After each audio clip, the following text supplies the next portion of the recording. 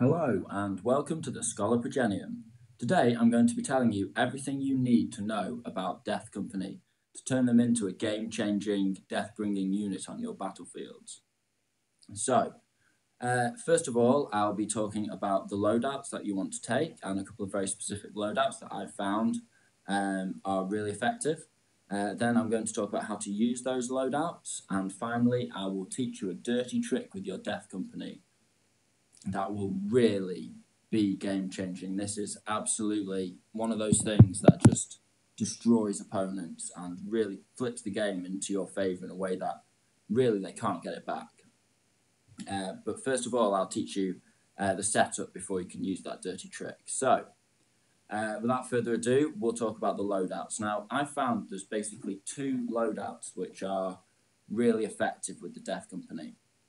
Now, first of all, before anything else, you always want to take bolters on your Death Company, because in 8th edition there's really no disadvantages, to rapid firing and charging.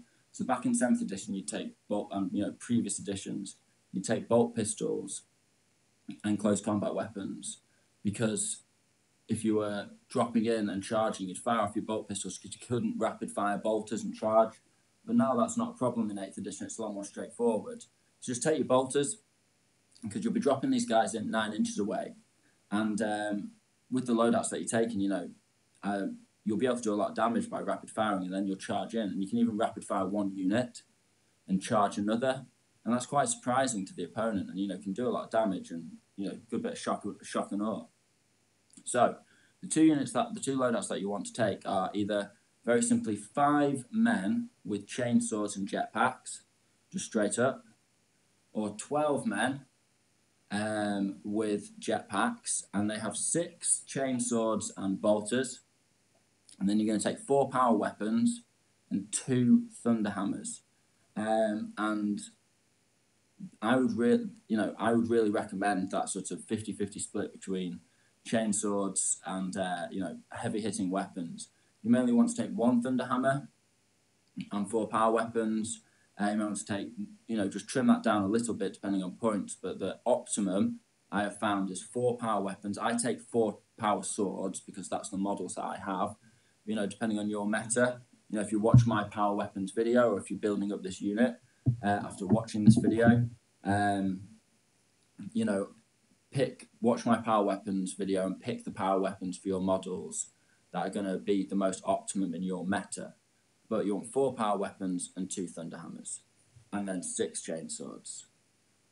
So those are your loadouts. Now, how are you going to use them, and why do you want such a specific loadout for that 12-man squad? Well, first of all, I'll teach you about the 5-man squad, because we'll get that out of the way very quickly. So first of all, the advantage of the 5-man squad is that it fills an elite slot relatively cheaply for just over 100 points. Now, that allows you to perhaps take an additional Vanguard attachment for an extra few command points, or an extra command point, which is obviously, really advantageous if you're using 3 detachments, or, having as many detachments as you can for those command points. This 5-man squad is really, really useful at bullying OBSEC units.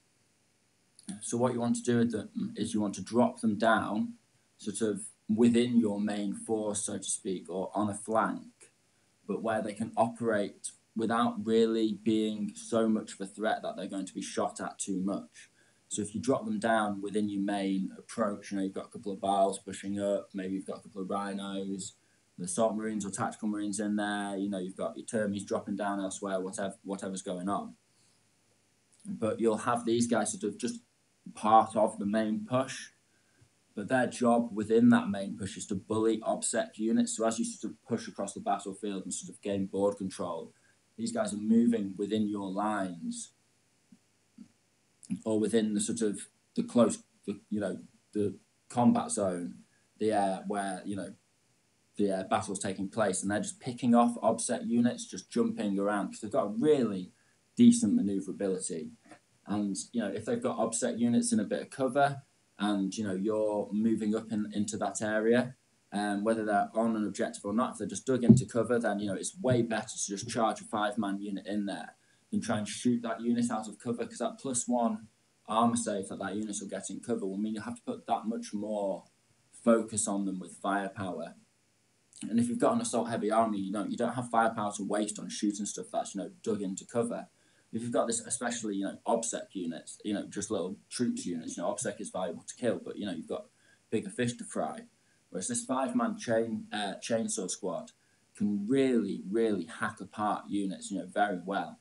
It's going to get roughly around 14 wounds on a toughness 3 sort of obsec unit, and depending on their armor save, that'll butcher most of them. So you can just jump around sort of in the first few turns amongst your other units where they're not going to take the main focus of the firepower, because you've got other more powerful units and bigger threats absorbing the enemy firepower. But they're just doing the job. They're trimming the fat. They're killing off those obsec units that are in the way of your main force. If those obsec units are in cover, you're just chopping them up in close combat, so they're not getting that bonus cover save, which just makes a big difference. And these guys have bolters, so they'll be able to drop in and spray away. So if the first turn they drop in, you don't have to give them any command point support to get charged them. They're not just on their own making this sort of make or break charge like a lot of your assault units are. They can drop into a bit of cover, and you might not even want to charge with them, because as long as you're within rapid fire range, you can spray off a few bolters and then get to work, from turn 3 and just start picking off those obsec units. If you land within 9 inches, you spray off a few bolters, kill a couple of models, and then you get that charge off at 9 inches because you're lucky, then, good to you. You'll kill off an obsec unit first turn, and they will just jump around the board, spraying the bolters at an obsec unit, charging in. After the first time they drop in, they'll easily be able to move within guaranteed charge range throughout the game. And, they'll take very few casualties in return, because they will usually, after they've killed a couple of models with bolters, and as the game goes on and these sort of obsec units that they're bullying take a little bit of sort of damage here and there from other engagements that they're in, they'll be able to wipe out these units without taking a hit in return, and they'll just operate relatively full effectiveness until the enemy works out what you're doing and just decides to focus fire on them and kill them. But if you've got other threats going on, which you will have much greater threats than a 5-man chainsaw jetpack death company unit, and these guys are just bullying obsec units in amongst your army, in amongst your other units. Whilst they're doing this job, they can also opportunistically assassinate buff characters. So say you just butchered a unit of obsec, you dropped in, sprayed off some bolters, next turn you got a charge off, killed a unit of obsec, you sat in some cover, you see a buff character nearby, maybe 16, 17 inches away, it can be quite a distance away. But you'll just jump with your jetpacks 12 inches, you're basically like 4 or 5 inches away, guaranteed charge in, you've got 20 attacks on the charge with 5 guys, and a lot of buff characters that are just sort of low-level buff characters, they'll have sort of 4 wounds maybe, maybe a 4-up invuln or something like that, 3-up save. But, 20 attacks, if they're toughness 3 or 4, that is going to, put a real threat on them, potentially kill them. And you just, pick your targets opportunistically as they're sort of dancing around the battlefield. These guys, they're really maneuverable unit, and you want to play to their maneuverability. Like, they're maneuverable and deadly against weak stuff. If they go against anything, they're not built for taking on elite units. They're not a hard-hitting combat unit by any means, but they're extremely hard-hitting against soft targets. It's like a big sort of, they're very one end of the spectrum, so to speak. They're only good at one thing, but very, very, very good at it. And that thing is very, very useful to you. As a Blood Angel, you've got a lot of elite close combat units, and you've got a lot of, you can last cannon capable carrying units, and, Thunderhammers, Power Fist, Dreadnought close combat weapons. You've got loads of really hard-hitting stuff. But you struggle to put out a lot of DACA and really sort of trim the fat on horde armies and like armies with like masses of units, 4 units of 30 boys, 100 plus guardsmen, loads of Eldar, Dark Eldar infantry, that kind of thing, Tyranids, whatever you're playing against. When you go against a real horde, this unit can be absolutely valuable, because they can, really help you sort of aid other elite units that can do a lot of damage, but don't really put out enough attacks, and they'll get mobbed by big infantry units and bogged down and tar pitted. And these are really good anti-tar pit units because you can just run them in, kill 10 models off. Brilliant, excellent. You're way closer to just fighting your way out of that tar pit. And, it's a very cheap unit. So it's flexible, just really good at killing off infantry, and, that's what you want to be doing with them. You also want to take advantage of spread out deployment. So because they're really maneuverable, you can also drop them on a flank. If they've got, a couple of infantry units on one flank holding one objective, or, a soft flank, you can drop these guys down, hit one unit, wipe them out, maybe take on a couple of units, wipe them out, or just kill the infantry off in that area, and then jump across, and you'll be involved doing other stuff very quickly because they're, rapid movement, because they're maneuverability. But you really want to avoid big hitters, and you'll want to avoid opportunistic shots. So if you get too close to like a Lehman Russ and you're out in the open, you're not in cover, these guys, they're only toughness 4, 3 up armor, which, is good. They're a space marine, but, a battle cannon will wipe out these guys, with a good hit easily. So you want to avoid sort of exposing yourself too much, because if, you want to be flexible with these guys. If you sort of take the mick too much and sort of give your opponent the sort of opportunity where they think, okay, I've got this tank in the area, or I've got this, decent shooting unit in the area, and there's no other really good targets available, I may as well shoot those Death Company. They will get wiped out straight away, so it's absolutely essential that you keep them operating amongst other units. There's always got to be a greater threat than them in the area, because they rely on bullying soft targets and not taking fire in return. And there's a real trick, a real knack that you'll have to learn with these guys. Sort of always have them operating in an area where there's something else going on. So their fight is not the main focus whenever they're doing what they're doing. So they're sort of, trimming the fat for you very subtly and doing a very good job of it. But, if the second your opponent sort of thinks they're the most valuable target, they will just go instantly. They'll just be disappeared. They won't be a difficult target to wipe out. That 6-up infant is just terrible. It never works.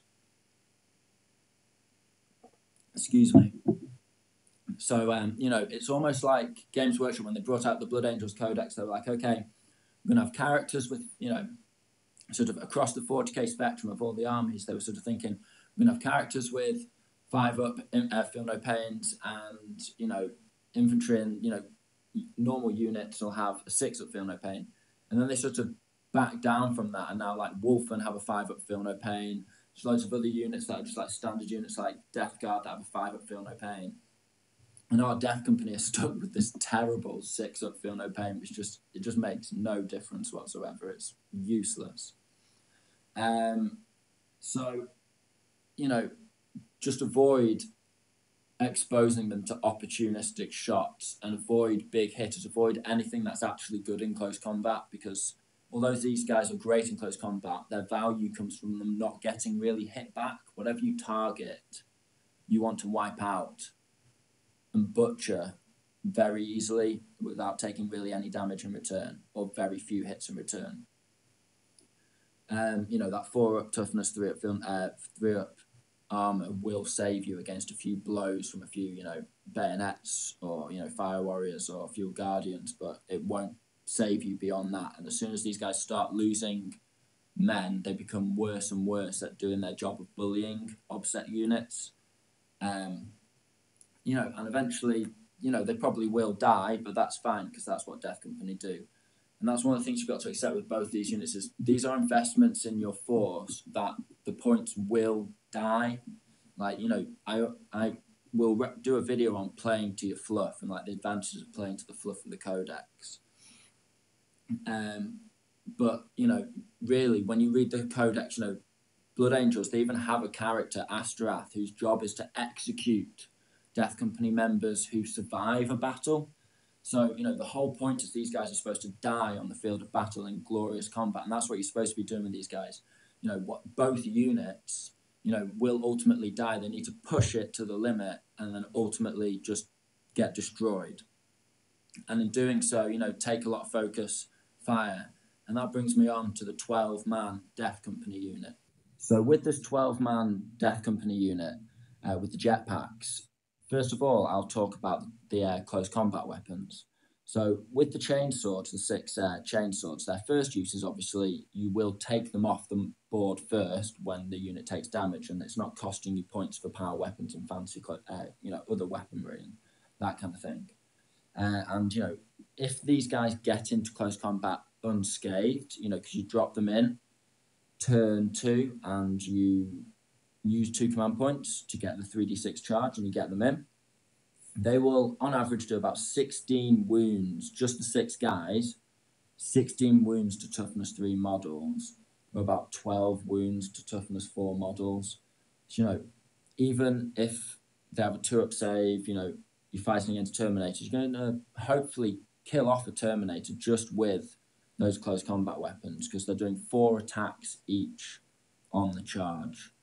2 base for a Death Company model, +1 for when they charge in, and then +1 for having that chainsword. So you've got 4 attacks in total. And long story short, that will butcher infantry easily. You'll butcher any infantry you come into contact with this unit.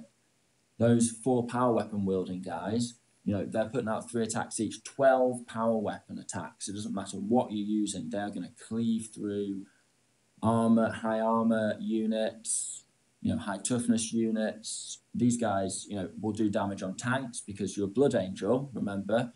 So you're always adding 1 to what you need to wound. You always get +1 to wound.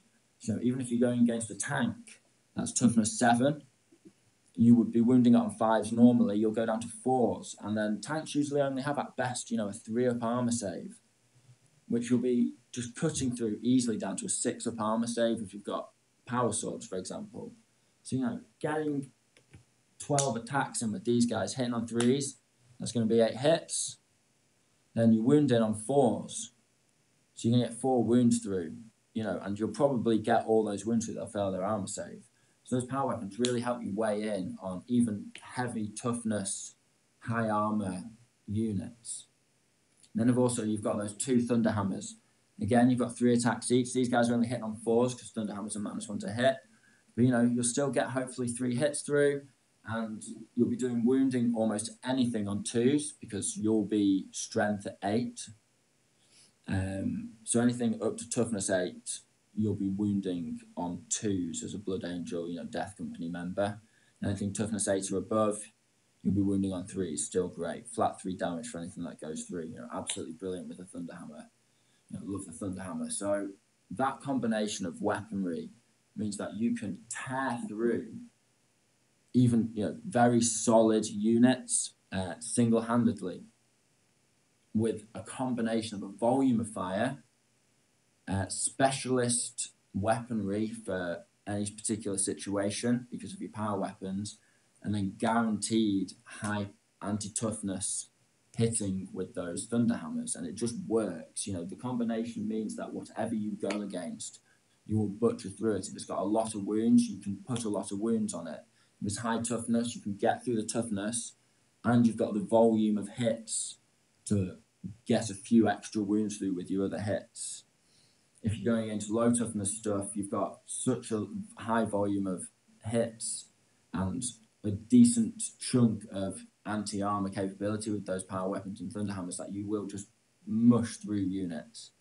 And so the key with these guys is to spread them out almost in a line. I often deploy them literally in a line and aim to sort of put them on a flank, especially if the enemy leaves a flank exposed where there's sort of 9 inches space between them and the board edge. I'll drop these guys in on their flank and almost try and hit 2 units that are positioned one behind the other, sort of side on. So the absolute best way to use these guys, which was sort of that trick I was mentioning earlier, is this. What you want to do is you want to deploy them when you drop them in with their jetpacks.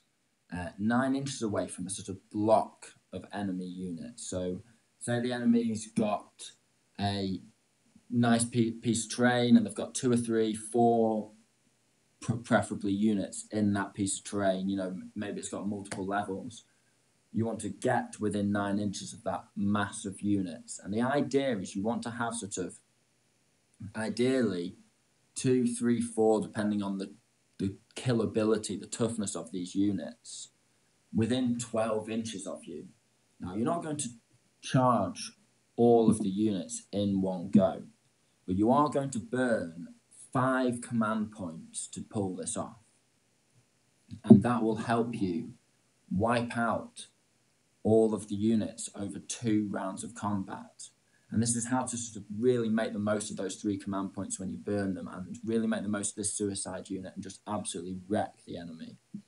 So what you do is you drop them down, spread out, so they can hit sort of the first 2 units that are in a line, and you declare your assault against all of the units within 12 inches in that sort of enemy block, on that enemy flank or wherever you're positioned. You drop them in and you declare against all 4. Now, the back units may be 12 inches away. You're not necessarily going to hit them in the first turn. You may not be even be able to place your models in contact with those units on your first charge because they're too close together, or there's no space around them to actually put your models in contact with them. But that doesn't matter, because you're not going to hit them in your first round of fighting. You're going to hit them in your second round of fighting, because you're going to use the stratagem which lets you fight at the end of the fight phase again for 3 command points. You're not going to do it against the same unit. You're going to do it against a different unit.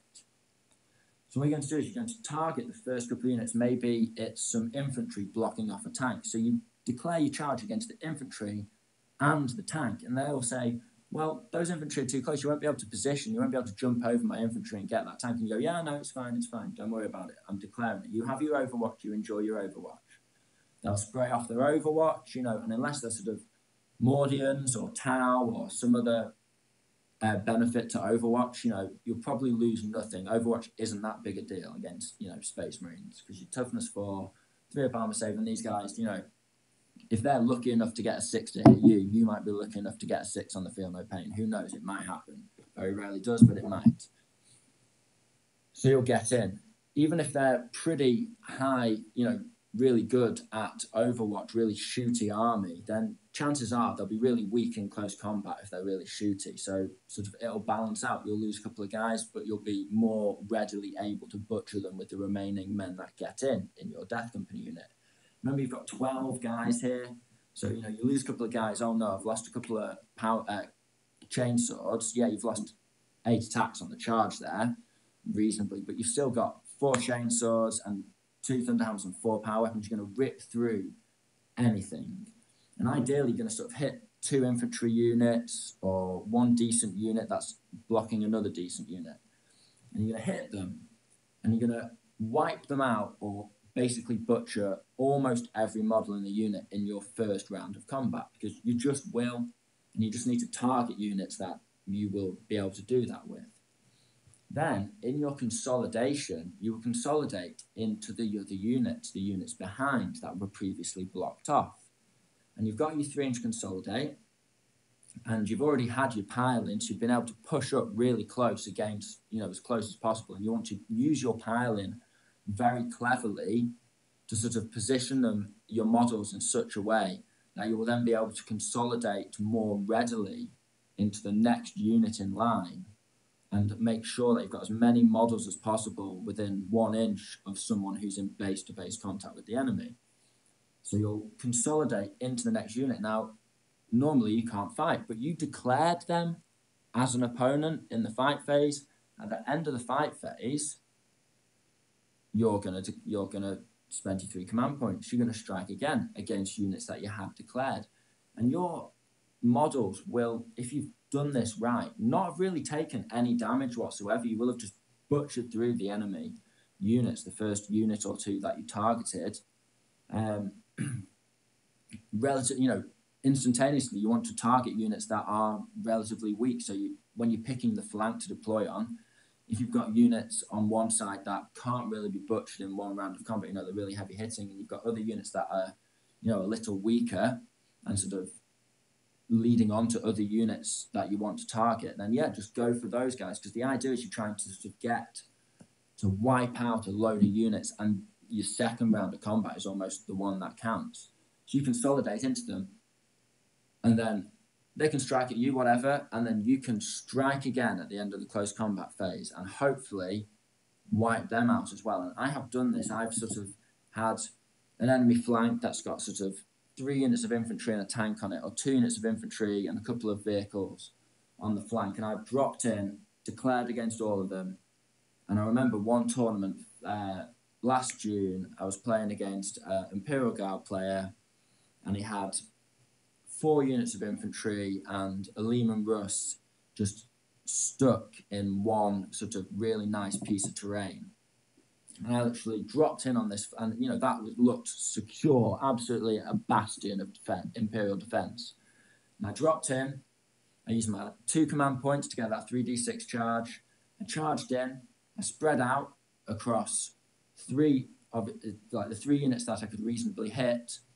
I butchered 2 of those units, just absolutely wiped them out, and the other took a few wounds.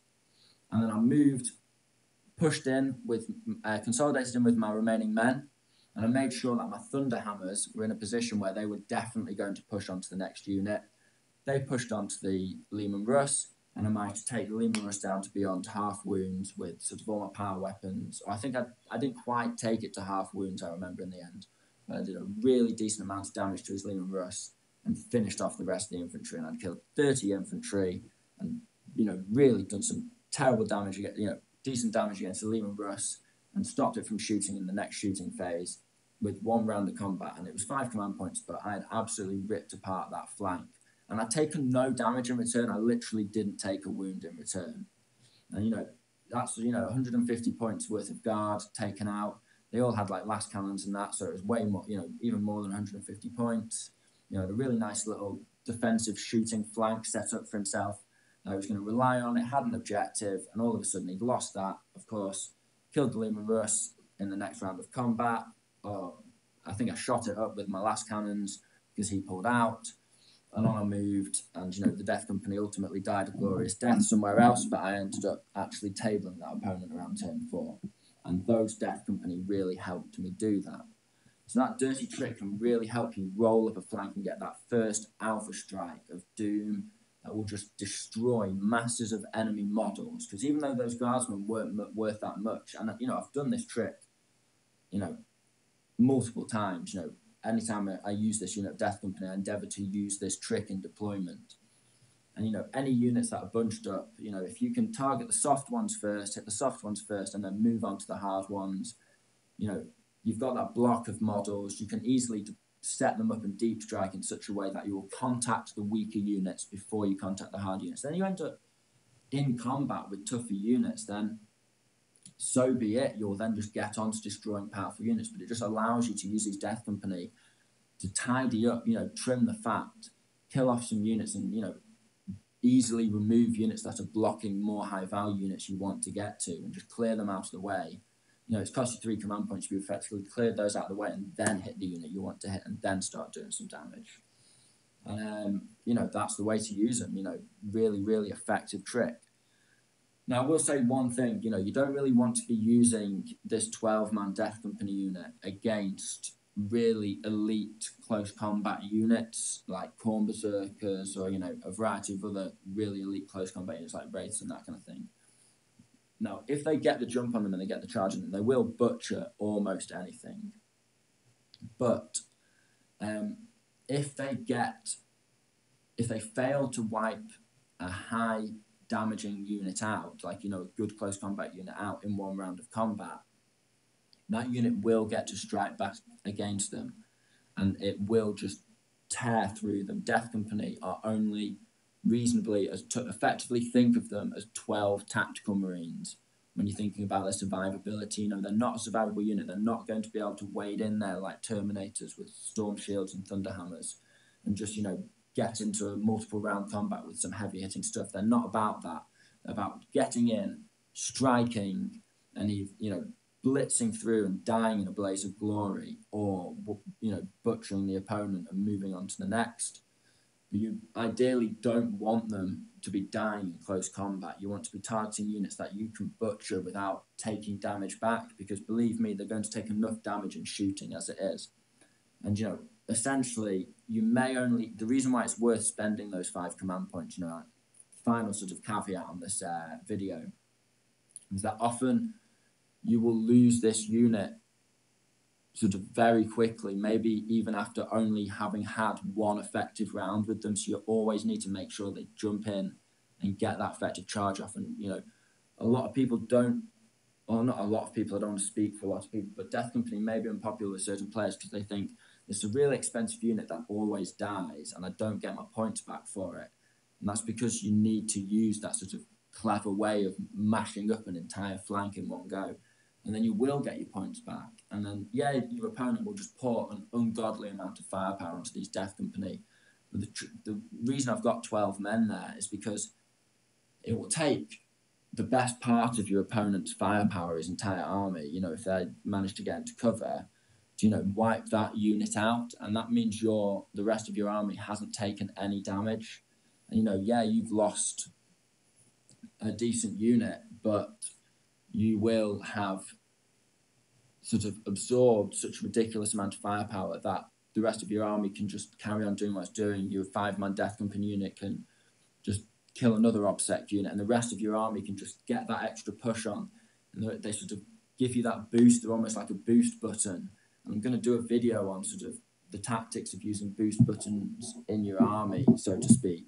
They give you that push, that advantage, that step ahead. That is such a great step ahead that your opponent sort of can't gain back from it. They've lost too much, and then you just gain momentum, and your other units just keep their momentum, and it just springboards your entire army into victory. And it's really, really effective at doing that.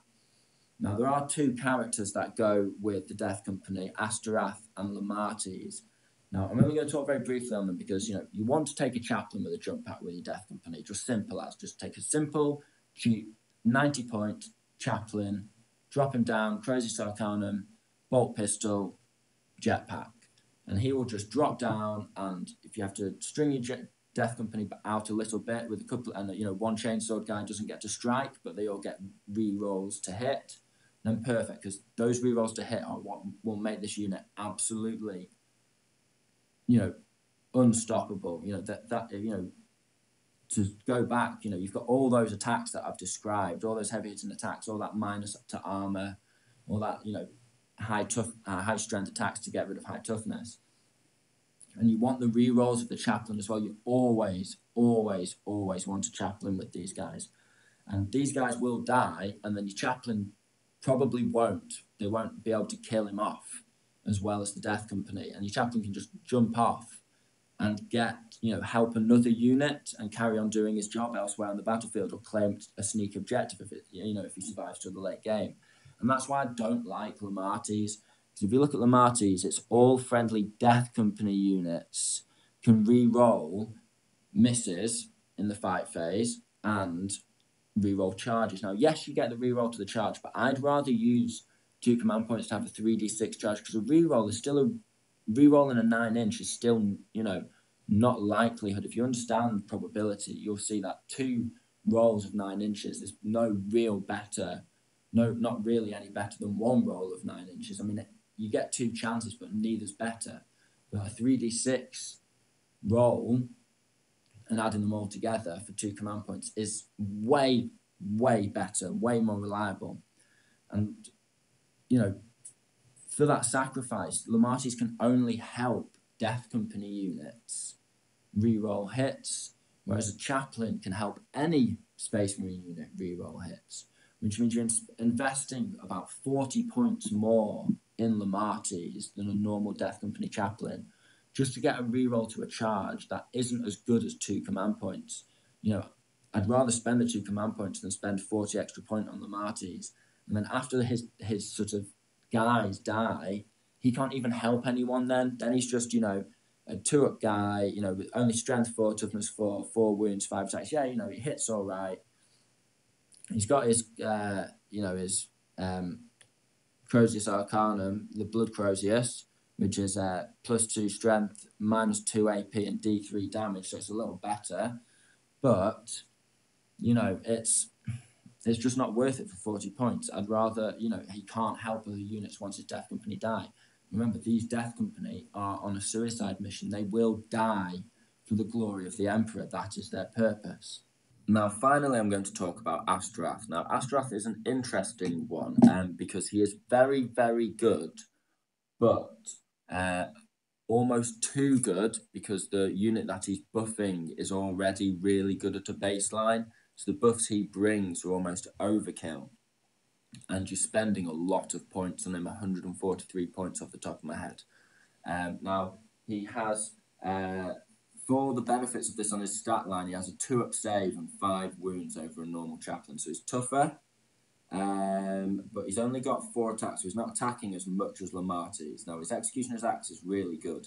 His strength +2, so he'll be wounding almost any enemy character on a 2-up, because remember, he's a Blood Angel. So you get that bonus. And it's AP -3, D3 wounds, so you know, it can cut through armor and take any enemy character down to their invuln save, and then you're doing D3 damage. And on a roll of 6 up, you do a flat 3 damage instead. So if you get a lucky 6 and you've already got a couple of, you know, 2 wounds through or so with another D3 wound, you are going to kill an enemy character if you get a 6 usually. So if you get a 6 and another wound through, you'll usually kill an enemy character, you know, do 5 wounds or so. And, you know, you hit on 2s, wounds on 2s, so he is really good at killing enemy characters. He also has jump back assault on that 2-up save, so he's got maneuverability but also survivability. But he's not that survivable. He's got a 4-up invuln as well, so he's better than Terminator armor. You know, overall, he is a really survivable, quite killy character. But he also brings with him the litanies of hate. So all Blood Angels units within 6 inches of him will re-roll failed hit rolls in the fight phase. And that's better than Lamarty's because he's affecting all Blood Angels units, not just the Death Company specifically. And then his final boost that he brings is the Mass of Doom. Now, the Mass of Doom is very powerful as a buff, but very situational. Now, once per battle, at the start of your movement phase, you can chant the Mass of Doom. Roll a d6 for every friendly Blood Angels infantry unit within 6 inches of Astrath and apply the result below. On a 1, the unit suffers a mortal wound. You know, you've always got to have that little bit of risk. On a 2 to 5, which is what you'll almost always get off, you can add 1 to hit rolls made for this unit in the fight phase until the end of your turn. And that means as a Blood Angel, you know, you can set off, if you've got sort of 2 or 3 combat units all ready to charge into the enemy lines, you can set off this sort of burst, this bubble once per battle, and make all of those units more than likely add 1, so they're hitting on 2s, and more than likely against most units that you're attacking, wounding on 2s as well. And if you're going against heavier vehicles where you're relying on the buff to your wounds as a Blood Angel, adding 1 to hits as well just means you get those few extra hits through, which means you're just likely to get those 1 or 2 extra wounds through, which can make all the difference. So it's really effective to sort of set off just before a big charge. And on a 6, you get that, all those benefits, adding 1 to your hit rolls, plus the unit has a 4-up invuln save until the end of your turn, which means that you can keep those units alive, but only really in the fight phase because it's until the end of the turn. So it just means if you're not quite finishing off units because you're going for a big push on the enemy, you know, you're trying to assault multiple units and sort of time them up in combat, stop their return firepower, you know, really do a multiple charge across their lines and type their entire army or a big chunk of their army, then it's really useful because not all of your units will be wiping out their units straight away. And you will take some return hits in close combat and it can just stop nastiness going through. If you get it on himself, then obviously it makes no difference because he has a Rosaria, so it doesn't really help him. And he's hitting on 2s anyway, so doesn't really help him, it just buffs units around him. And if we're looking more specifically at the Death Company, it's not that useful for the Death Company at all, because adding 1 to hit rolls in the fight phase until the end of your turn isn't that great for Death Company. In fact, they're hitting on 3s anyway, re-rolling their misses, because he is a chaplain still. So they're going to be getting a ridiculous amount of hits, and your unit is putting up such a volume of hits that it will tear most units apart just straight away. It does give you that guarantee of tearing through any units, and it can combine nicely with the data trick. At that point, you're just investing so many points. And when the Death Company gets shot out from in front of him, he's just sat there exposed, and he'll quickly get opportunistically targeted and wiped out himself, because although he's got that 2-up save and a 4-up invuln, and he's, and 5 wounds, that just disappears surprisingly quickly if a sort of tank turns its turret and focuses on him and just blows him out of the water. And the 4-up invuln just isn't that good for the Death Company. You would think, oh, that's amazing. 4-up invuln on the Death Company, that's just what they need. The thing is, it's just until the end of the fight phase. So again, the type of units that you want to be targeting with your Death Company, you're bullying units with the big unit or the small unit, and you're wanting to wipe them out in your fighting, in your fight phase. You want to wipe them out before they get a chance to strike you back. That's the trick. What ultimately always kills Death Company is shooting. And because this 4-up invuln only lasts until the end of your turn, you wipe a unit out, they barely put any attacks back on you, so that 4-up invuln doesn't really matter anyway. Maybe come in once or twice, but not going to bother you too much. You might be using your 3-up armor save over the 4-up invuln half the time anyway when you get it. And then it turns off, they get the shooting phase, and they start blasting into your Death Company. So, it's better to have 12 men, because, so I've got those 12 men because it'll take their entire shooting phase to wipe out 12 Death Company. If you've positioned them well when you've charged in and you've wiped out some units nearby with them and, crushed the enemy lines.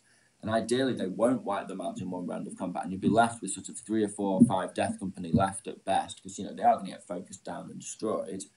But those 3, 4, 5 Death Company, they've got power swords and thunderhammers, so they're still, and they're getting 3 attacks each on the charge. They're still absolutely tearing things apart. They're still really maneuverable. 12-inch jump with those jump packs charging in. They can hack apart characters. They can do whatever you like. And Astrath, because he's got that bubble burst where he does that for the whole sort of everyone within 6 inches, he just doesn't tie in that well with the Death Company, who are coming in away from your army and sort of doing a suicide charge and removing a chunk of the enemy lines away from your main push, or directly helping the main push. But the Death Company are often working the big unit independently of your main army, sort of doing a job where your main army aren't occupied and just getting that job done and wiping the enemy out, and then ultimately getting kills. And Astrath is just too much of an investment. You've already spent a ridiculous amount of points on this Death Company unit, because they're on 20 points each. You've got 12 of them, and then you've given them loads of thunderhammers and power weapons and jump packs. They're really going to be an expensive unit, and you are accepting the fact that this unit is going to get wiped out and destroyed. So in that, taking Astrath and Lamatis for me is just an investment too far. You want them to get those rerolls to hit just to prevent you having a terrible round of luck, just losing you the game, because you can't have these guys just come in, fail with all their hits because you have a bad roll, and then get killed, don't really do their job, and it's a waste of time, and you've invested loads of points for nothing. So you want that chaplain to go in with them, but that's all you really need, in my opinion. These characters have some interesting rules that add a little bit of extra anti-character choppiness, but realistically, you just don't need them. So that is basically everything you need to know about Death Company. You've got your loadouts, you've got specific tactics, how to use each loadout, and you've got what characters are good with the Death Company and how to use them and how to integrate them with the rest of your army. So I hope this has been useful for you all. It's been a bit of a long video, but I hope to cover everything that I could think of in my experience of using Death Company since around since I was very, very young, and across multiple editions. So thank you very much for your time. This has been the Schola Progenium. Goodbye.